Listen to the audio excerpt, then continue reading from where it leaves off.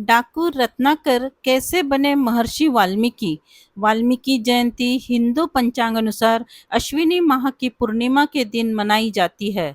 महर्षि वाल्मीकि आदि कवि के नाम से भी प्रसिद्ध हैं। उन्हें यह उपाधि सर्वप्रथम श्लोक का निर्माण करने पर दी गई थी। वैसे तो वाल्मीकि जयंती पूरे देश में उत्साह से मनाई जाती है, परंतु उत्तर भारत में इस दिवस को प्रगट दिवस के रूप में बहुत धूमधाम से मनाते हैं। वाल्मीकि ऋषि का इतिहास और बाल्यकाल। माना जाता है कि वाल्मीकि जी महर्षि कश्यप और अदिति के 9वें पुत्र प्रचेता की संतान थे। उनकी माता का नाम चर्षणी और भाई का नाम भृगु था। बचपन में उन्हें एक भील चुरा ले गया था, जिस कारण उनका लालन पालन भील प्रजाति में हुआ।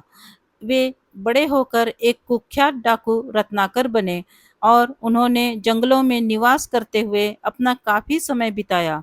भील प्रजाति में पले बड़े डाकू रत्नाकर लोगों को लूटकर अपना गुजारा चलाते थे। कई बार वह लोगों की हत्या भी कर देते थे। इसी पाप कर्म में लिप्त रत्नाकर जब एक बार जंगल में किसी नए शिकार की खोज में थे, तब उनका सामना नारद जी से हुआ। रत्नाकर ने लूटपाट के इरादे से नारद मुनि को बंदी बना लिया। तब नारद जी ने उन्हें रोकते हुए केवल एक सवाल पूछा, यह सब पाप कर्म तुम क्यों कर रहे हो? इस सवाल के उत्तर में रत्नाकर ने कहा कि यह सब मैं अपने स्वजनों के लिए कर रहा हूँ। तब नारद मुनि बोले, क्या तुम्हारे इस पाप कर्म के फल भुगतने में तुम्हारे परिवारजन भी तुम्हारे हिस्सेदार बनेंगे? इस पर रत्नाकर ने बिना सोचे हाँ बोल दिया। तब नारद जी ने रत्नाकर से कहा कि एक बार अपने परिवार वालों से पूछ लो, फिर मैं तुम्हें अपना सारा धन और आभूषण स्वेच्छा से अर्पण करके यहाँ से चला जाऊंगा। रत्नाकर ने उसी समय अपने एक एक स्वजन के पास जाकर अपने पाप का भागीदार होने की बात पूछी, लेकिन किसी ने भी हामी नहीं भरी। इस बात से डाकू रत्नाकर को बहुत दुख हुआ और आघात भी लगा। इसी घटना से उनका हृदय परिवर्तन हो गया।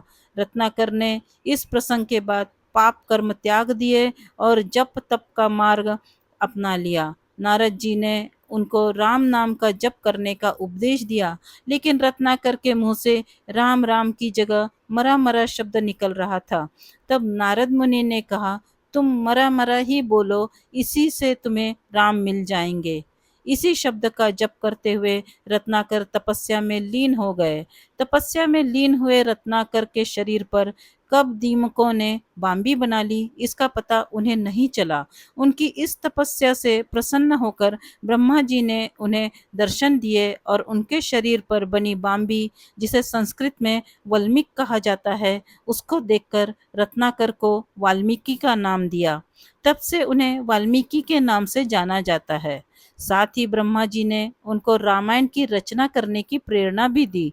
इनके आश्रम में भगवान श्री राम की पत्नी देवी सीता ने अपने दोनों पुत्रों लव और कुश को जन्म दिया था।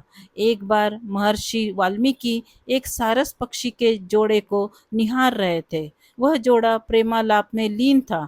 तभी उन्होंने देखा कि एक बहेलिये ने सारस पक्षी के जोड़े में से नर पक्षी का वध कर दिया और मादा पक्षी विलाप करने लगी। उसके इस विलाप को सुनकर महर्षि की करुणा जाग उठी और द्रवित अवस्था में उनके मुख से स्वतः ही एक श्लोक फूट पड़ा। जब महर्षि वाल्मीकि बार बार उस श्लोक के चिंतन में ध्यान मग्न थे, उसी समय ब्रह्मा जी मुनिश्रेष्ठ वाल्मीकि जी के आश्रम में आ पहुंचे।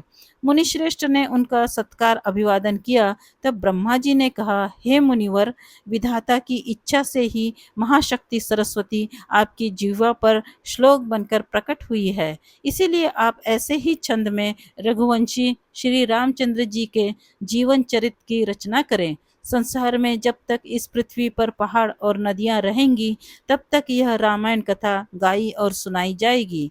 ऐसा काव्य ग्रंथ न पहले कभी हुआ है और न ही आगे कभी होगा। महर्षि वाल्मीकि जी ने संकल्प लिया कि अब मैं इसी प्रकार के छंदों में रामायण काव्य की रचना करूंगा, और वह ध्यान मग्न होकर बैठ गए। अपनी योग साधना तथा तपोबल के प्रभाव से उन्होंने श्री रामचंद्र, सीता माता व अन्य पात्रों के संपूर्ण जीवन चरित को प्रत्यक्ष देखते हुए रामायण महाकाव्य का निर्माण किया। वाल्मीकि ऋषि वैदिक काल के महान ऋषि बताए जाते हैं। धार्मिक ग्रंथ और पुराण के अनुसार वाल्मीकि ने कठोर तप और अनुष्ठान करके महर्षि पद प्राप्त किया था। परम पिता ब्रह्मा जी की प्रेरणा और आशीर्वाद पाकर वाल्मीकि ऋषि ने भगवान श्री राम के जीवन चरित्र पर आधारित महाकाव्य रामायण की रचना की थी। ऐतिहासिक तथ्यों के मतानुसार आदि काव्य श्रीमद् वाल्मीकि रामायण जगत का सर्वप्रथम काव्य है। महर्षि वाल्मीकि ने महाकाव्य रामायण की रचना संस्कृत भाषा में की थी। यदि आपको ये पौराणिक कहानी अच्छी लगी हो तो प्लीज़ इसे लाइक करें, शेयर करें और इस चैनल को सब्सक्राइब करें। धन्यवाद।